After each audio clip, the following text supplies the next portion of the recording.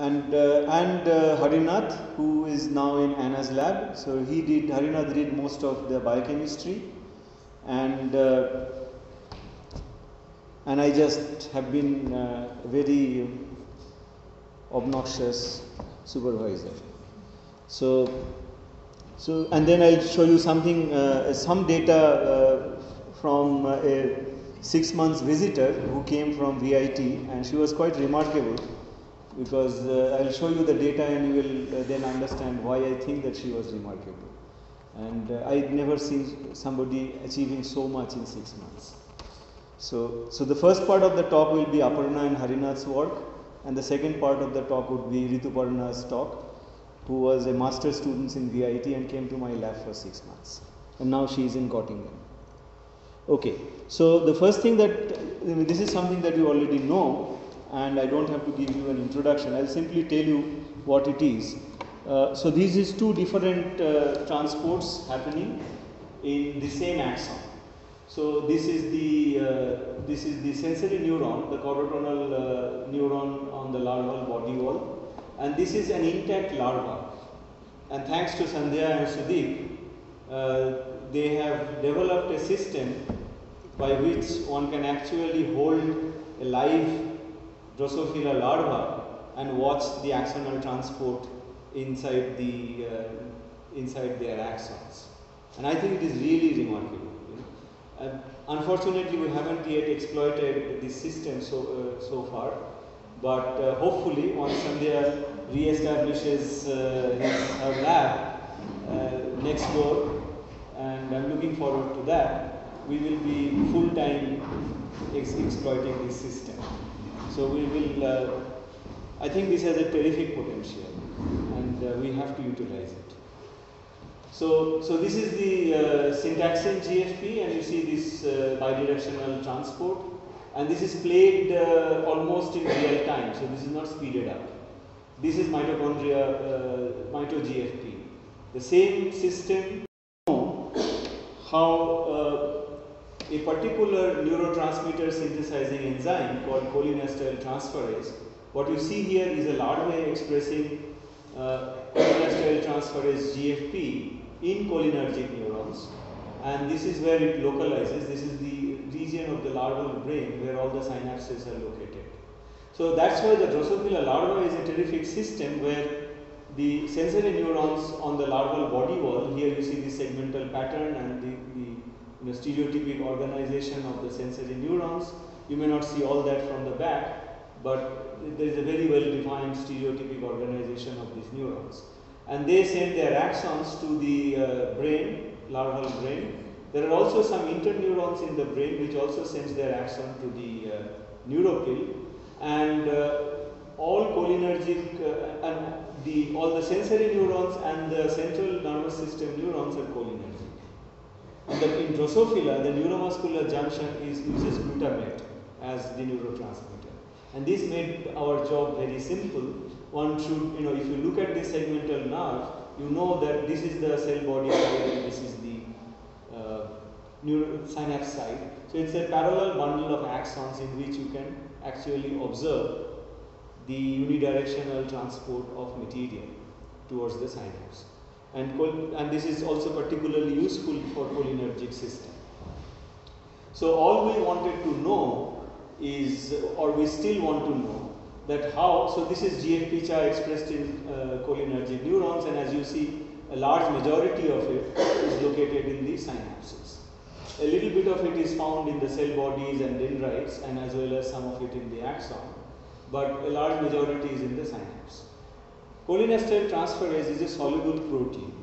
It's a very small, 70 to 80 kilodalton size soluble protein, which is highly stable. So typically the system, when it makes it, it can use it for days, almost and months. It's so stable enzyme. So therefore, the cholinesterase transferase expression and its transport is critically regulated in the neuron, because if this neuron overexpresses or makes more of cholinesterase transferase, it's detrimental. In the Drosophila system, we can only maintain a fly with twofold overexpression, endogenous plus the recombinant. If we make it 4-fold or even 3-fold, the larvae dies. So therefore, the dose of cholinesterase transferase in the system is very, very critical. So what we are looking at here is not an overexpression data. This is just 2-fold over. And we are now quite confident that we get the same data. We made a recombinant fly stock with the null mutant of CHA in the background, which is effectively the same as endogenous. And the picture is not much different. Okay? So therefore, whatever data I will show you we have done in this 2-fold overexpression condition. So as I said, all we wanted to understand how CHA is transported. So this I will skip. You have already seen that. So this is the axon in which the CHA is transported. These are the motor axons. You see, these are very large, and these are the sensory axons, very tiny. And typically they have about 8 to 10 mitotubules. So this is 1, 2, 3, 4, 8 to 10 mitotubules. Occasionally you see some mitochondria, some autophagic vesicles inside these axons, and the diameter of this axon is about 500 nanometer. Sometimes when there is a mitochondria, it is extended. When the mitochondria is gone, it is again collapses.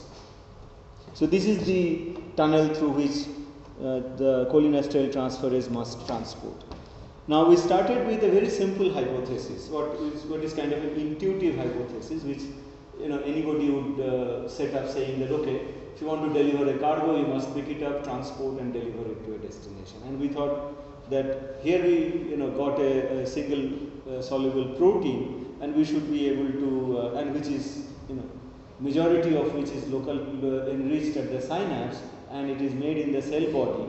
So the pickup joint is clear, the delivery address is clear, and the transport route is also very simple and unidirectional. So it should be a very simple problem. That's what I told myself 17 years back.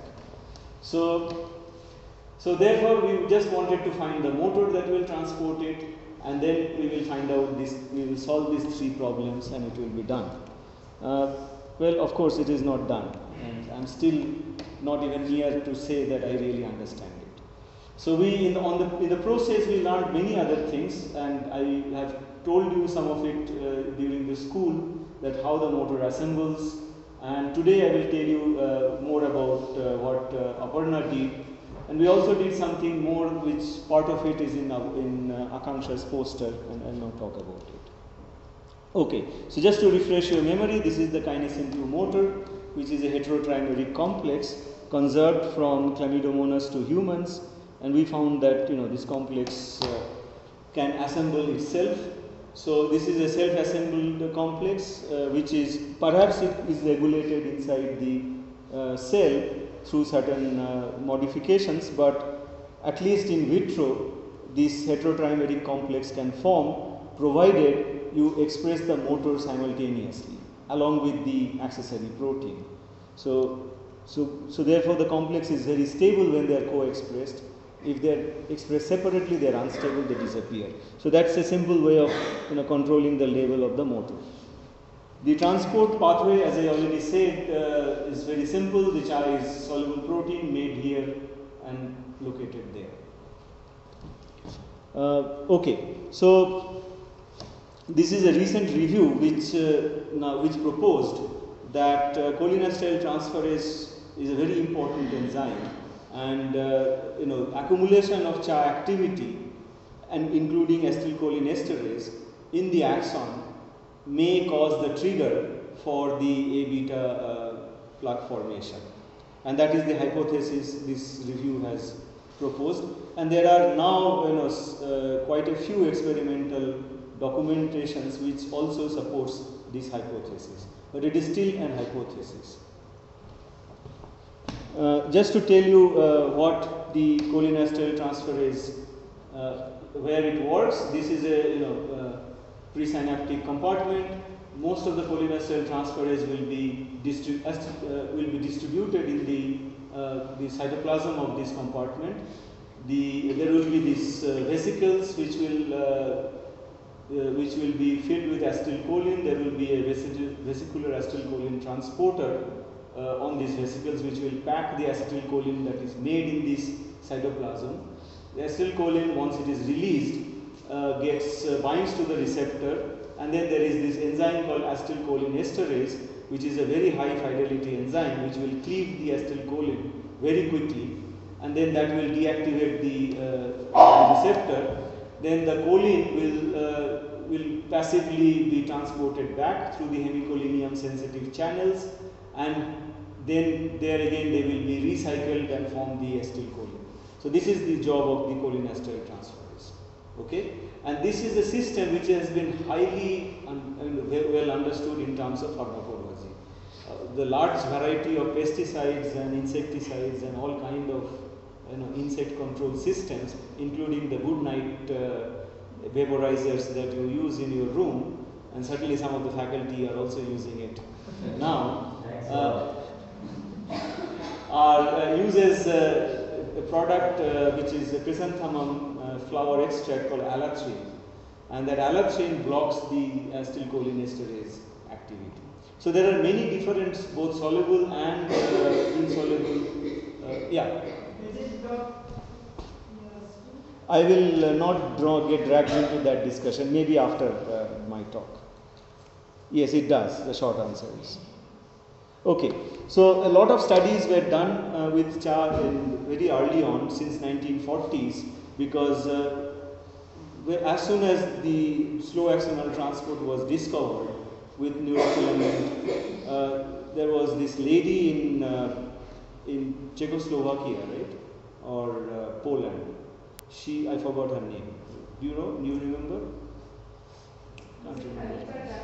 No, not Dahlström. Dahlström was in Sweden. She was in Prague. She wrote almost about 40 papers on CHA transport. I should have remember her name. Maybe it's the pre-dinner stuff that is. Okay, so what is transpired after looking at? In fact, there was a lot of controversy that CHA is indeed transported by the. Do you remember that Peter? She wrote a nice. She's still alive.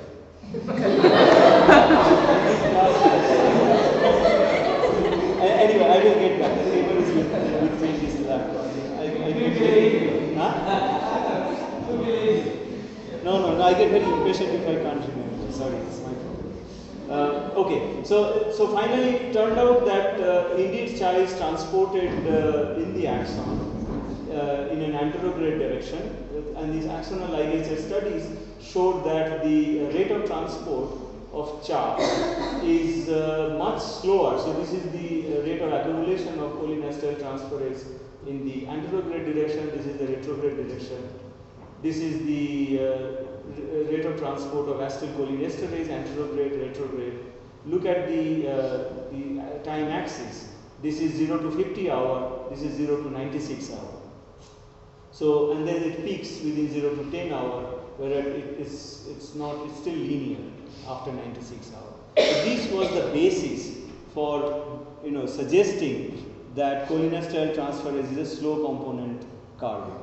Yet the rate of accumulation was faster than the average slow component transport. So it still remained controversial whether it is a slow component or whether it's not slow component. Maybe it's both, Huh? Maybe it's both. Maybe it's both. So this is the backdrop in which I started my career. So we looked at in Drosophila, and it was quite a serendipity because I was desperate to find a mutant phenotype for KLP64D. We called it KLP6 in those days because I just wanted to publish a paper and get back and have my job. I just went to Larry's lab to grab my piece of kinesin and do something with it. And I grabbed KLP6 because it was neuronally enriched, and I thought that would be a good kinesin to study axonal transport. And so I grabbed it, and it was a serendipity that I found that the KLP6 expresses quite well during the embryonic stages in the nervous sensory neurons, and I knew that the sensory neurons are cholinergic. So therefore I took my chance and just, so this is the cholinesterase transferase, the green, and the red is acetylcholinesterase. You can actually, this is fake actually, but you can still see some, even in sub-resolution you can see some domain distribution. Nothing is there in the cell body. The cell bodies are clean, the green, the blue ones. In KLP64D mutant, if you stain it with the CHA antibody, you see very little in the neuropil, quite a lot in the cortex. So this is the magnified view. See, the neuropil is depleted, and you see CHA immunoreactivity in the axons, both segmental nerve and the interneurons in the cortex. This is the sensory neuron cell body. This is wild type. This is mutant, and you see quite a lot. So wild type is clean. Only this GFP fluorescence, which marks the cholinergic neuron, is visible. Here, both the red, which is acetylcholinesterase, and the green, which is cholinesterase transferase, is. I'll get back to you. Let me just finish this point. It's quite relevant. This is the segmental nerve. Once again, you see that the wild type segmental nerve is clean. The mutant nerve is full of this puncta of CHA stain. So this suggested that KLP64D is somehow involved in cholinesterase transferase transport. All right. So that's what, and then we did some quantification of this phenomena and used this. We developed a sort of quantitative assay by looking at the intensity difference, relative intensity difference between the neuropil and the cortex. This was, you have to take it with a pinch of salt, maybe a large bit of salt, because this was immunostained preparations, and although we told the referees that we did the controls very carefully and we are quite certain the errors are not large, but I still was not very happy. But this was best we could do in those days without any other resources. But if you look at these, you can clearly see that the level of ACE in the neuropil with respect to the cortex is much less in the mutant as with respect to the wild type, and same is true for CHA. There is a little bit more of it here, but I will just skip it and take Sandhya's question and get back to it later. I'm just curious, I should know this because Dr. Soni. Have you looked at null clones? Is everything stuck in the cell body? KLP64D K1 is the null allele of 64D. It has a stop codon at the 13th amino acid position, so it can't make any protein. That's just one of them. It's heterodyne, right? It's just one of them. Yes, and both CAP and 68D mutants, I have also looked at that. Although the flies are much more sick compared to these flies. These flies are less. That's because of some other reasons. But phenotypically they are not much different. So nothing gets out. You will see some more of the 68D and CAP data further down. But basically you're saying nothing gets out of the cell without. See, in Drosophila, whenever you look at a phenotype, you have to keep in mind that there is always a maternal contribution. And we are looking at it in the third instar larva. So therefore, you cannot expect a black and white digital difference. You will always see a gray. That's why KHC mutants survive till third instar stage. Otherwise, Bill wouldn't have got those fantastic tail flip phenotype. Even the null allele KHC8 survives to late second instar, early third instar. And I could actually nurse it to even live till late third instar. So this is also maternally contributed even though it's just neuronally. Oh, there is a huge amount of kinesin 2 pumped into the egg. Huge, enormous. So I don't know why they are so much of maternally expressed. There was a paper from Jürgen Nöfflich's lab long time back, where they claimed that CAP is involved in oocyte polarity.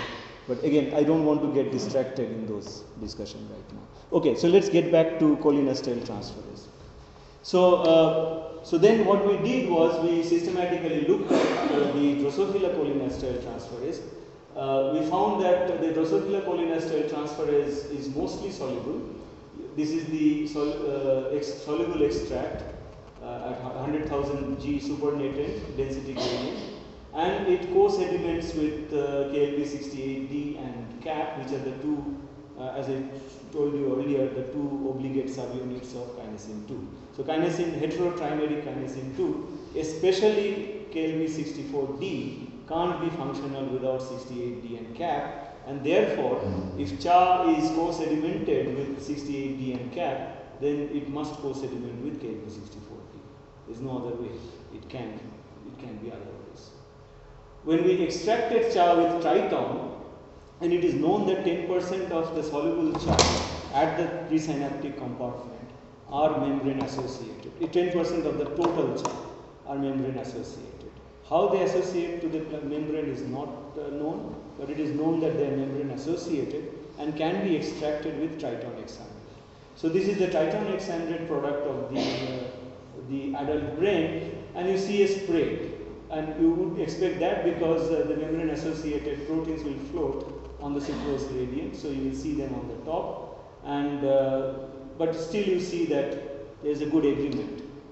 Interestingly, this is the of course it's not so easy to calculate the S value with a sucrose gradient. It's a bit tricky, and only the best in the field can do that, and we are nowhere near that.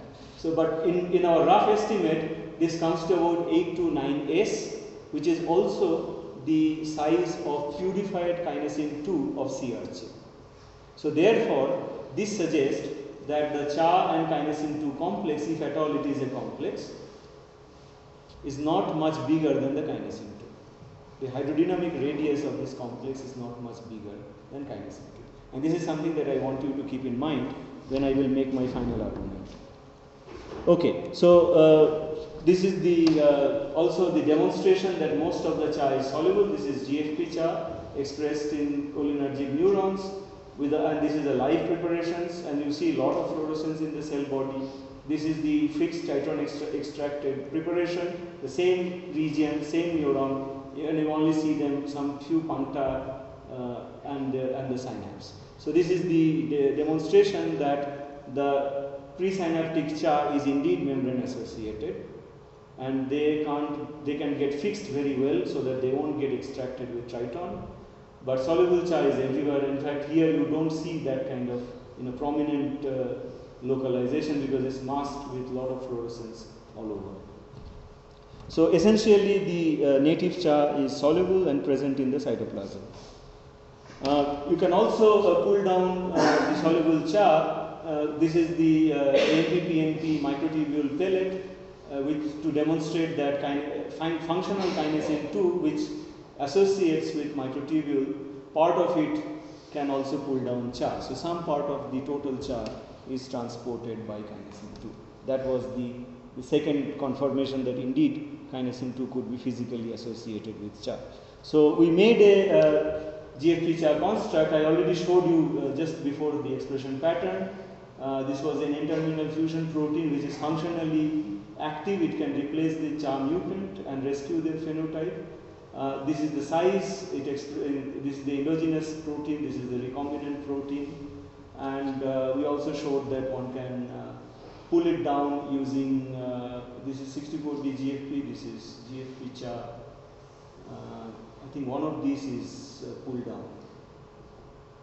No, this is not the pull down. There was an immuno pull down date. I probably removed it. Anyway, so I will get back. I will show you that later. So we made this recombinant stalk, fly stalk, where we could express CHA in cholinergic neurons and look at its transport to the synapse. And we chose this particular interneuron because it had a 10 micron axon. The cell body and the synapse is visible in a single plane of focus using a 60x objective. So we have the entire cell, start to finish, visible under single focal plane, and that's the reason we chose this particular neuron for the rest of the study. What we did was very simple photobleach recovery assay where we bleached a part of the portions, neuropil, axon or cell body, and looked at the recovery in wild type and mutant background. So this is the GFP recovery profile in that axon. This is the GFP CHA recovery profile in the axon. I'll let you absorb this movie for a few seconds, and then I'll come back and talk about it again. Just watch it carefully.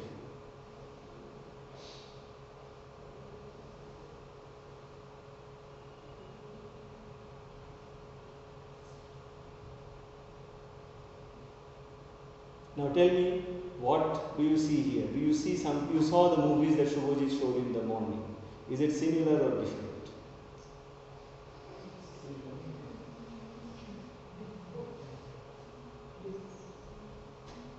Okay, I have to take a vote. But anyway. There is no right answer. That's the correct answer. So, what we found was that the recovery profile of the GFP 64D GFP, and I must tell you that if you if you look at the same recovery of GFP KLP 64D, it will looks identical. It won't be any different. And this is the quantification of the data. As you see, the recovery rates are, I haven't doctored it. This is the real raw data. So, and it really overlaps and matches. And we have done it so many times that I can really tell you with a lot of confidence that it is indeed same. Okay, so I'll just keep this movie because it's the same thing. So what it seems that it is just gradually flowing through the axon. That was an old slide where I used to call it diffusive. Now Shubhajit taught me not to use that word, so I will skip that word now. So I'll say something else.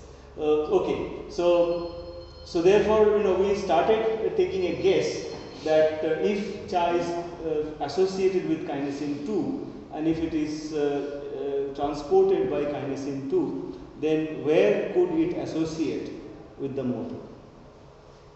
Okay. Now, of course, we had a lot of hindsight, which I am not showing. I just skipped all that and jumped to this slide. Earlier, we did some experiment where we found out that it doesn't bind to the recombinant stop of 68 and 64, and we also knew that it doesn't bind cap, which we have learned at that time binds to the stop. So this ruled out CHA binding to this part of the motor. It ruled out CHA binding to this part of the motor, which is the microtubule binding domain. So what was left is these two regions, the tail. Okay. I'll show you one set of data, but we have also done the other complementary experiment. The result is negative, so it's not here. So what we did then is we did two separate experiments, one in vitro, one in vivo. I'll show you the in vivo data first, and then I'll show you the in vitro data. So what we did was we made recombinant fly stocks which carries this motor with one tail deleted, and we had 64 deletions, 68 tail deletions. We had these two different types of fly stocks. So that we could identify which part of the tail is involved, binds to it. And then we looked at the photobleach recovery. So the green red is wild type, the green is the rescue, and the cyan is the mutant. So you see that the GFP-CHA recovery is quite significantly reduced in the mutant. It recovers quite well when we put the full length recombinant protein back, but it doesn't recover if we delete the 64D tail. Yeah, that's the yellow orange plot. So therefore this suggested that the 64D tail is critical for transporting CHA into the axon, and we did the converse experiment where we removed the 68D tail, but there was no effect, and that data is in the paper, you can look at it. We also added a histidine tag at the end of this tail with a TEV protease site, so use the NIMTA beads to purify this motor from the head extracts, and if we do that from this top, which has the full length tail, we could get both recombinant and the endogenous CHA along with the motor subunits. When we did it from this top, the tailless top, only the motor subunits came down and the accessory protein, but not the recombinant CHA and the endogenous CHA. So this suggested that in vivo, CHA associates with the 64D tail, and this association is important for its migration in the axon. These are the chymographs of the recovery profile that I showed you, and this is GFP. You see this bidirectional recovery. This is in wild type, this is in the mutant background, and this is the CHA wild type. this is thresholded to, because since we are doing it with a very low level of GFP char, the signal is not very strong. So we have to really threshold it out to get some reasonable. And this is also further thresholded by this projector. So in fact, you have double thresholded view of this picture now. But it is little bit, there are little bit more grains in this region than what you see on this projection. You have to look, trust me or look at my laptop screen. But so you see, what is remarkable is that what you see is there is an anterograde bias. Okay, so most of the GFP char flows from, this is the cell body, that is the synapse, and most of the GFP char flows from the cell body to synapse, unlike GFP. So obviously that diffusion-like recovery that I showed you is not diffusion, or it is a biased diffusion at the least. And this biasing of this diffusion requires 64D tail. If 64D tail is not there, there is no such recovery. Does it look like the soluble GFP also has a little bit of bias or not? This is not, this is just one of the pictures. You know, I could show you a different picture which will look exactly the opposite. And yeah, I don't think, Aparna did measure a lot of pictures, but no, there is no obvious bias. But if you look at this, if you fit a curve here, it gives you a rate which is not much more than char, which actually comes according to the old style diffusion calculation, exactly matched to the expected rate of flow. So this rate of flow and this rate of flow actually, you know, you can fit it to a diffusion equation and get the coefficient, expected coefficient. That was another strange thing that I still don't understand. Okay, but I am sure that we were not applying the right diffusion equation, because we did not do many different parameters. Most of them were assumed. So, but there could be a component of diffusion. There is definitely a component of diffusion. Absolutely, there is definitely a component of diffusion. And the next part of data will convince you that also. Okay, so this is char, this is wild type, this is rescue mutant with full length tail, this is motor. So again you see that and this is the rescue of motor mutant with the full length motor transgene. So as you see, both motor and the cargo has a definite anterograde bias. The difference is, okay, so this is the in vitro data. I think I'll quickly skip it. This is the stock which pulls down cap but doesn't pull down char. This is the cap which pulls down char but with very low efficiency, and that is probably because this also pulls down the motor subunit. So this char could be associated with the motor. And this is the tail fragments, recombinant tail fragments. This is the 64D tail, this is 68D, this is 64-68 combination stock. This is RAT51 which we used as a negative control. This is nothing. So this is the Drosophila head extract, and then we mix them with this recombinant protein, and you only see both the recombinant and endogenous char pulled out with 64D tail, but nothing else. And this is repeated using both histidine tagged protein and GST tagged protein. So we were convinced that this is not an artifact of the tag, the affinity tag. And this is the silver stained gel, which shows you have to really struggle hard to find the band. So I won't stress your eyes then. So then we also did it using the recombinant char. So this was a rat recombinant char expressed in E. coli without a tag. And we did see some pull down. Affinity was not good, but you can clearly see that there is a difference. And we used a truncated 64D. We still got something which again this projector has thresholded it out, but there is a band here. And we have used Plasmodium falciparum enolase as our negative control for these. Again, there is nothing. So this further suggested that the tail-char interaction could be direct and nothing in between. But I would wait and do much more, refined experiment to really claim that. So I'm not claiming it right now. This is just a suggestion. The char recovery has, I think this data doesn't have any more value right now, because I've already showed you that there is an anterograde bias. But we did measure it in different compartments to see that the recovery rate is slightly higher in the anterograde direction than in the retrograde direction. But it does have certain amount of bidirectionality. So this suggests that there is a diffusive component to it. Okay, so and this is the motor. We tried many different combinations of motor, and they all look very similar. Okay, now the caveat that I want to add is that the recovery profile that I showed you only works for 1 hour period during the entire 4 days of larval life, embryo to larval life. Embryo, it takes 22 hours to form the embryo, form the first instar larva, and then it takes 72 hours for the larva to go through 3 molds and become a pupa. The data I showed you is collected from the larva which are 78 hours old, and it happens only in that period. This is the green and the blue, which you can't see here. The blue is 77, the green is 79, and the red is 78, and the recovery is only significant. This anterograde bias of the recovery only happens in that period, 1 hour period, between 77 and 79.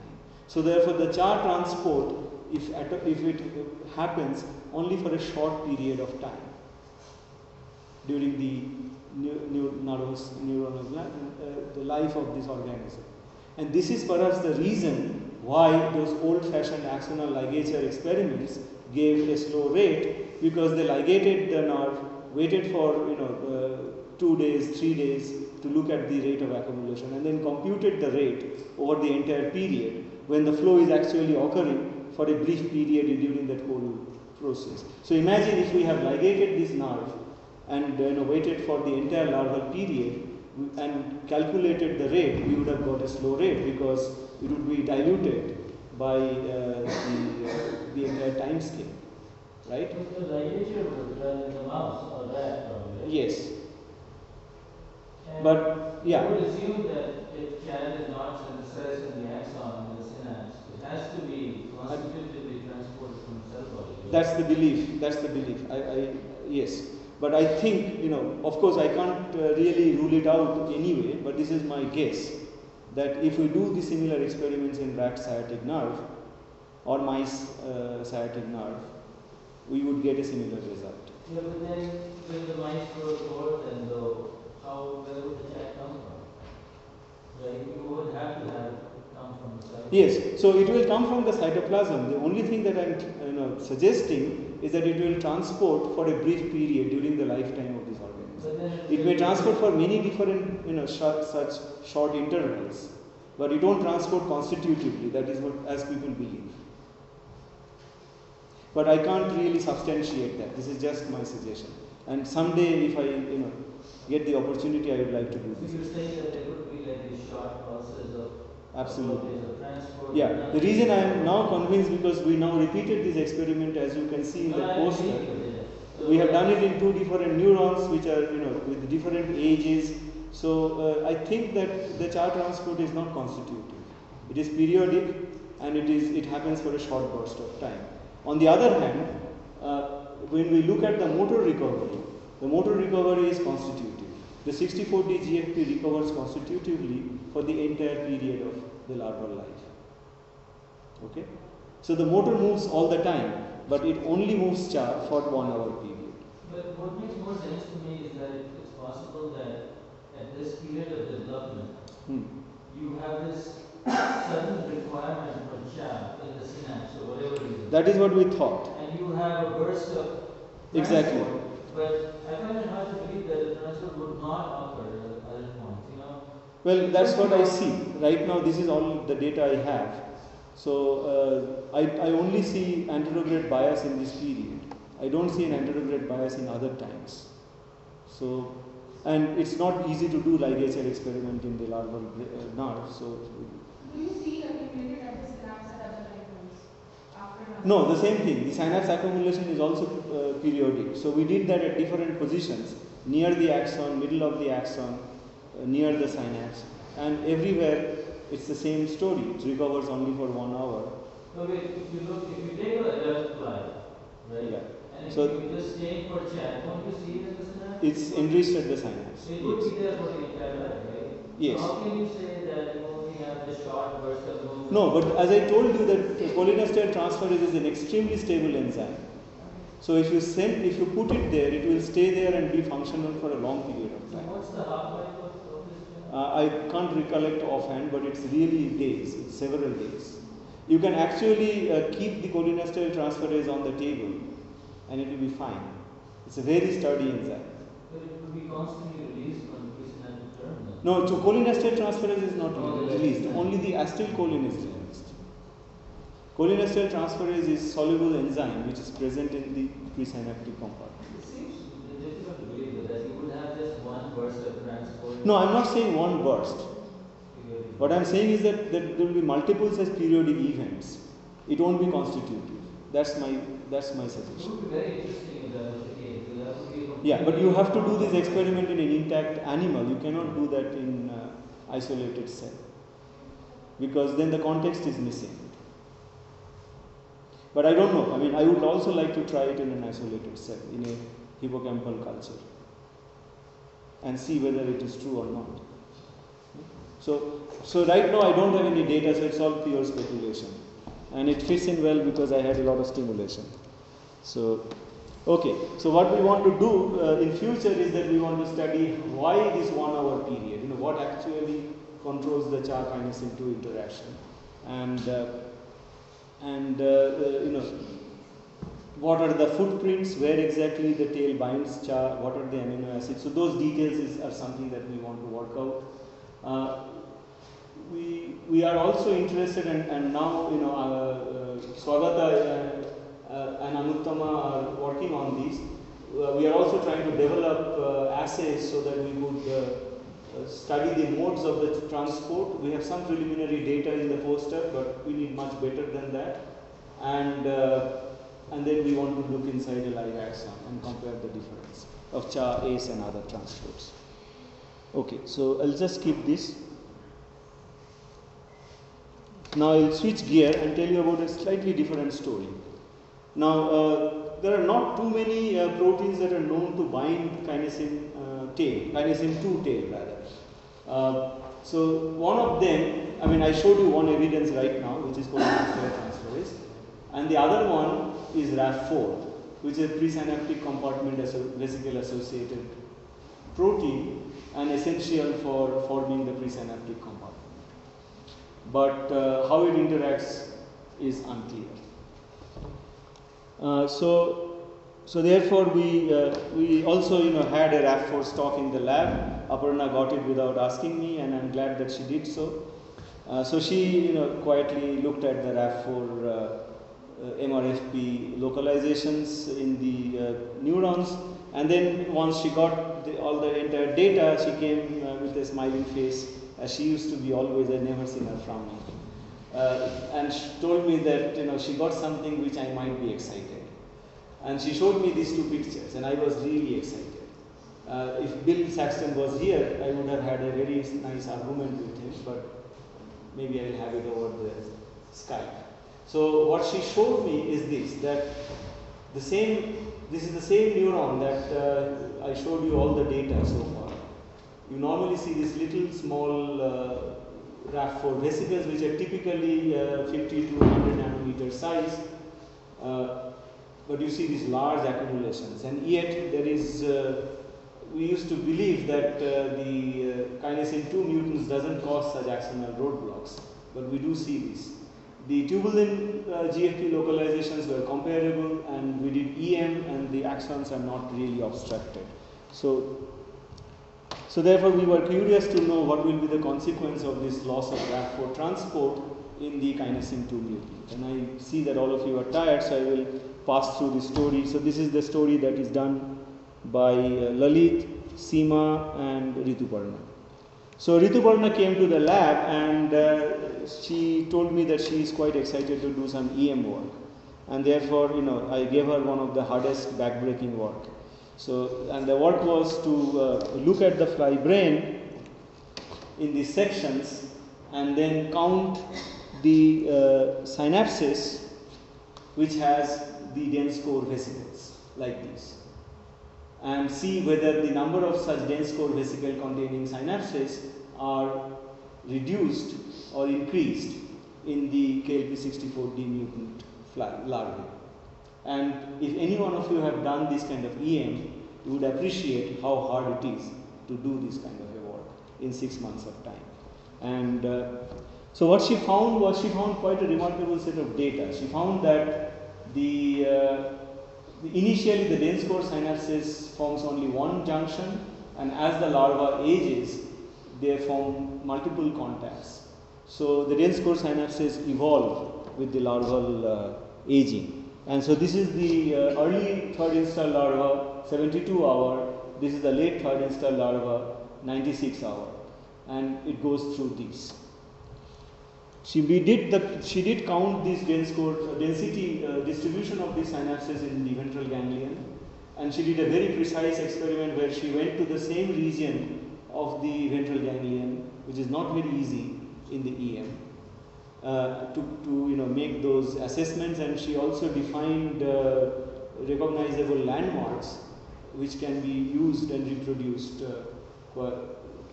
And then this is the data. This is done from 10 larval brains and at least 30 sections, EM sections. So typically what you see here is that there is about 5 to 6 such synapses per unit area in the stages up to 76 hour, and then at 84 hour there is a jump, and this is a threefold jump, so it must be significant. Okay, so it goes from 5 to 15. And then it remains at that level. I told you that the CHA transport peaks at 78 hours, which will be somewhere in the middle. So this is just to remind you. What Seema found long ago, and this was the trigger which made me do this, repeat this experiment, and with Rituparna later, is this: that in the kinesin 2 mutant brain, the number of synapses, total number of synapses are reduced by 1/3, and the most of the synapses she found had the synaptic densities, but they have autophagic vacuoles and no presynaptic vesicles. These are empty synapses, as if the synapses have formed, and then like a ghost town, all the vesicles ran away. So what Rituparna did was, she counted the synapses in 64D and 68D mutant, and she found that in these mutants the synapse numbers are depressed early on at 76 hour, but they don't grow any further. If at all, they degrade further at 90 hour. This can be rescued by the full length 64D transgene, and partly rescued by a tailless 68D, and the rest of the experiment has to be completed so that we can conclude this data. But this is an indication enough that formation of dense core synapses in the larval brain requires the kinesin 2 motor activity. Whether this is a consequence of loss of CHA transport or a RAF4 transport cannot be said, and I will not draw that conclusion at all. But there is a very interesting correlation. That's all I would like to say right now. Okay, so I want to stop here and take your questions. This is the summary, and there is a poster by Akanksha where she talks about the other end of the story. So I will just quickly give you the synthesis. So what we learned so far is that in the same cholinergic neuron, which is suppose if it is a sensory neuron, kinesin 2 transports olfactory receptors to the cilia, which is on this side, cholinesterase transferase to the presynaptic compartment, which is 180 degrees apart. Cholinesterase transferase binds to this part of the motor. Odor receptors are likely to bind to this part of the motor, and that will be confirmed when Akanksha goes back from the school, and if she is still standing. But eventually we will do it. Okay, so that's the end of the story.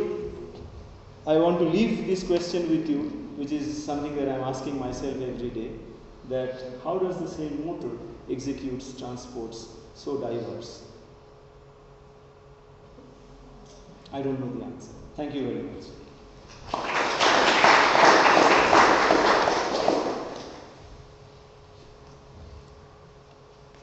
It's too late in the night. So you think, so I was wondering, so you think there is one molecule of CHA that binds to one molecule of kinesin 2 motor, is that how it's? That's my hypothesis. It may be few, not more than few. But if you believe the density sedimentation data, it would be, I don't think, even if there is a 4, 5, so we calibrated the GFP fluorescence very carefully.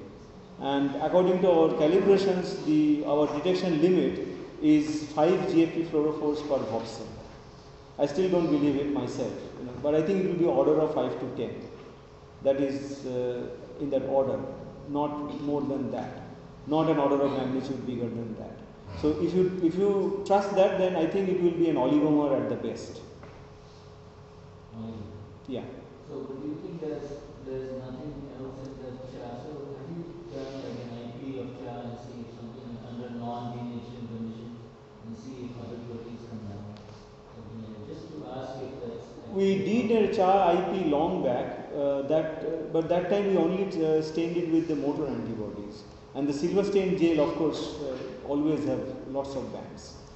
So but you can do controls to it. Yeah, no, we haven't done a very clean experiment. So maybe one day we should do that. We should see. Because the thing is that it kind of, I don't know what either you think, but it kind of doesn't really make sense that you would have one molecule binding to one motor. Because then you would just need so many motors in the cell. I don't think really. It doesn't make sense for me to see that the motor recovers all the time when the cargo transports only for 1 hour. No, but the motor may be moving other things. That's not. Yeah. So I don't know. Honestly, this is what I saw and I showed you. So I can't draw anything beyond this. Yeah. So whatever you are saying, this binding charge binding to this kinesin. So whether this binding is true for both the direction or it's true only for this axonal when this kinesin is going in axon, or whether Kinesin 2, very good question, excellent. Kinesin 2 CHA interaction, I believe, only occurs in the axon, because in a KLP64D mutant, we did photobleach recovery in each part of this axon, here, here, here, as well as here and here, because you see CHA distributed all around. The recovery is bidirectional in this part of the cell, and it is not inhibited by the kinesin 2, loss of kinesin 2. Whereas the recovery is anterograde in this part for that 1 hour period, and it is blocked by loss of kinesin 2 tail, KLP64D tail. So therefore, I believe that the interaction only happens in this compartment, and it probably happens in this axon initial segment. Yeah. Probably maybe you said, but what is the microtubule organization in the upper part of this? This part? No, This part? because in a lot of drosophil neurons, the dendrites have actually there is a basal body here. So I believe this will be minus end and this will be plus end down. But that would probably mean that these other coreceptors first somehow go with dynein to the basal body. Absolutely. And then Absolutely. And then So both the kinesin 2 and dynein. So you see a lot of kinesin 2 enrichment at the basal body, which is what people have shown in many other systems. So then that would be the answer actually to this puzzle. So basically the sorting between the two compartments. Or it could be, the odor receptor could be expressed right here, because the dendrite does have rough ER. If you cut in sections, you see rough ER. So in fact there is not a big sorting problem, at least as big as you But when we express the recombinant GFP CHA, it's present in this dendritic compartment, but it doesn't enter the cilia.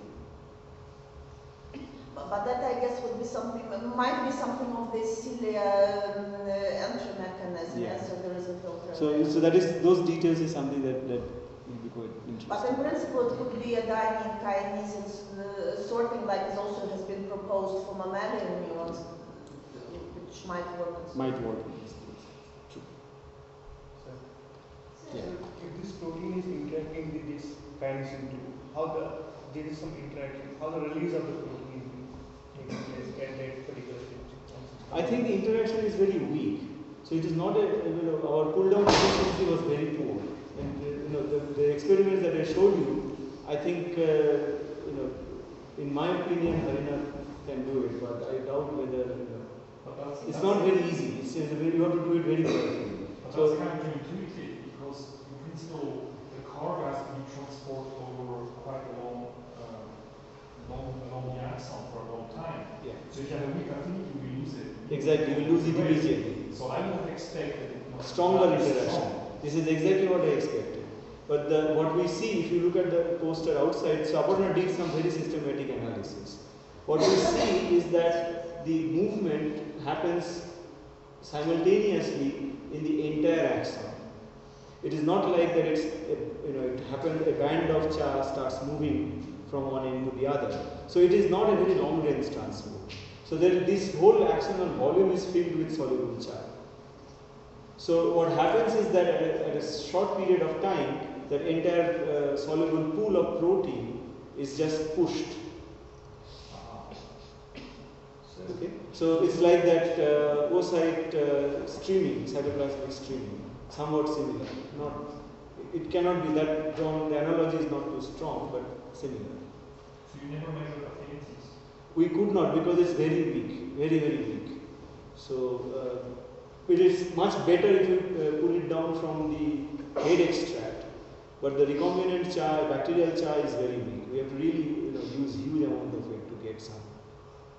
Is this slow versus fast because here you say there's a microphone, one mode is driving maybe a lump of oil, so the fluid is really limited. And for other kinds of vesicles, maybe there are multiple kinesins where the fluidity is. So it is driving it in very fast, short bursts and then detaching. And then maybe sometimes you find. So Gautam Gautam should be able to comment on that because. That's what I was discussing. So Gautam and Vinod has done some simulation analysis, and they could reproduce a similar kind of kymograph using their analysis. Why don't you talk about it, or Gautam, please fill in. My question would be called it's hard to make a very definite statement because the data is somewhat noisy. So maybe best we can do it's a somewhat more calculated. Yes, so the bottom line is that I think let's get some more good quality data and then jump into some kind of a speculation. So I really don't know what is. So we want to. We are going to make some. We're going to do this experiment exactly the way Shubhajit did with photoactivable tag, and see what we get out of that, and also do some lifetime imaging to see in dynamic scale in the axon when exactly the motor and cargo come close to each other. So Swagata is now preparing all the stocks, and we are learning ourselves how to do fluorescence lifetime imaging. So once we acquire that capability, then I will be able to tell you much more. So in the prep that you had where you were IP kinesin 2 when you were getting the job, right? Or IP challenging kinesin 2. So you, besides kinesin 2 and the job, you have other components, like you have the membranes because it's a bacterial extract. So you have membranes, presumably vesicular components, and presumably other proteins in there, right? So I guess you demonstrated that. Absolutely. No, I think that is a very good point. Yes. No, so one has to repeat that experiment in a much more refined and purified form, and then only we can really. That's why I said it's a suggestion. Yeah. So that's why it's a suggestion and not a complete conclusion. I was going to say that it's conceivable that this mechanism you have the kinesin 2 motor, and then you have a vesicle, and you have the child which is actually formed. No, so this was actually done very well in mice and rat and rabbit and many other mammals.